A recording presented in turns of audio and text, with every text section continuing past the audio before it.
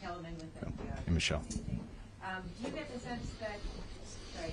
Do you get the sense that Netanyahu is waiting for Trump to reach a hostage deal? And if so, do you think the hostages can survive till then? I believe that every day brings increasing risk, which is why there's such urgency to try to get this deal. Obviously, we've seen the tragic death of hostages since the massacres of October 7th and over the course of the past 15 months conflict. So as soon as we can close this deal, we should close this deal in the interests of bringing those hostages home. The answer to your first question is no, I do not get that sense. I got the sense today from the Prime Minister. He's ready to do a deal. And when I go to Doha and Cairo, my goal will be to put us in a position to be able to close this deal this month, not later. Now, we've been close before and haven't gotten there, so I can't make any promises or predictions to you. But I wouldn't be here today if I thought this thing was just waiting till after January 20th. I am here today because I believe every day matters, and we are going to use every day we have to try to close the deal as soon as we possibly can. Yeah. Thanks, Jake. Jake, what new concessions have Israel and Hamas made or indicated that they are prepared to make? We've seen in particular reports that Hamas is willing to allow Israeli troops to remain along Netzarim and Philadelphia for longer than previously. Can you confirm that Hamas has provided a list of hostages who they would release?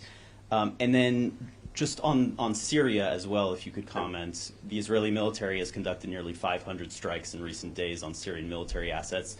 Not only chemical weapons depots, but also missiles, helicopters, things that presumably a new Syrian army would need in the future to maintain stability inside of Syria. Are you at all concerned about the impact of those Israeli strikes, and did the Prime Minister provide you with any assurances about how long these strikes will continue for, if indeed they will? So on your first question, I'm sorry to disappoint you, but I can't negotiate in public on the terms of the hostage deal. I'll leave the details where they belong, which is behind closed doors among the parties and the mediators. And as soon as we come to something that is an agreed document to bring forward, we will bring it forward, and you can see all of its terms. With respect to Syria, what Israel is doing is trying to identify potential threats, both conventional and weapons of mass destruction, that could threaten Israel and, frankly, threaten others as well, and neutralize those threats. That is part of its effort to protect the country in the midst of a very fluid situation. We are in deep consultations with the Israeli government about where this goes from here, what that will look like in the days and weeks ahead. I'm going to leave it at that for now. But the efforts taken to date really have been focused on the types of capabilities that could represent a genuine threat to the state of Israel. Yeah. Hi, thank you so much, Owen Alterman from I-24 News. Two questions that are related. First of all, we've seen reports in the last few days of American-backed Kurdish troops that have been shooting at and been shot by Turkish-backed troops in northeastern Syria. What are the red lines of Turkish involvement in that part of the country from the perspective of the administration? And the second question, there's concern in Israel that Turkish activity in Syria could ultimately, in the medium term even, be hostile to us and be hostile activities up to and including on our border. What kind of assurances can you give the Israeli public that that scenario won't materialize? So first, our commitment to our partnership with the Syrian Kurds, especially the Syrian Democratic Forces, is deep and resolute, and that commitment exists because we are in a partnership with them to fight ISIS, and they have been very capable counterterrorism partners, not just in suppressing the threat from ISIS, but also in holding ISIS terrorists in large numbers in detention facilities in eastern Syria, and we want to make sure that that ongoing work is not disturbed. Second, our own commitment to the continued work to defeat ISIS has just been renewed in a quite vigorous way over the weekend with a series of strikes on ISIS personnel and facilities in the central Syrian desert.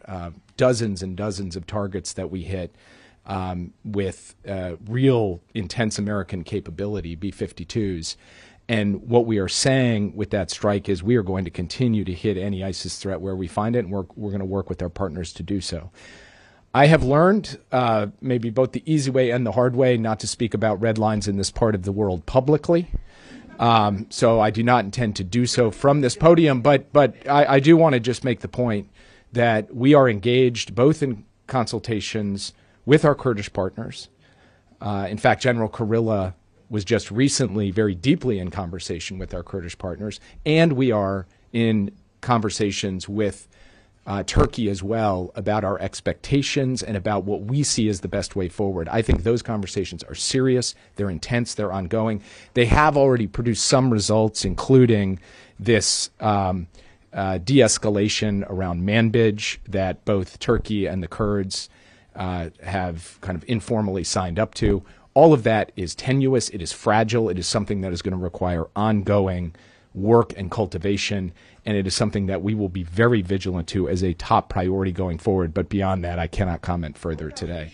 Israeli public about Turkish activity in Syria that has been hostile to us? So we look at the situation in Syria as having a range of different risks presented, including the potential for fracture in that state, as well as power vacuums that can give rise to terrorist groups that can threaten beyond borders, as well as the potential for groups to be in charge in Damascus who bear hostile intent to outside forces, including to neighbors like Israel. All of those are possibilities. All of those are risks that President Biden has spoken to publicly and that we are dealing with partners on privately, including dealing with the Turks, who do have some measure of influence here, and where we have set out our views and expectations. But again, given the nature of the situation, given the sensitivity, given the urgency, it's important, I think, for us to be able to carry out those conversations behind closed doors.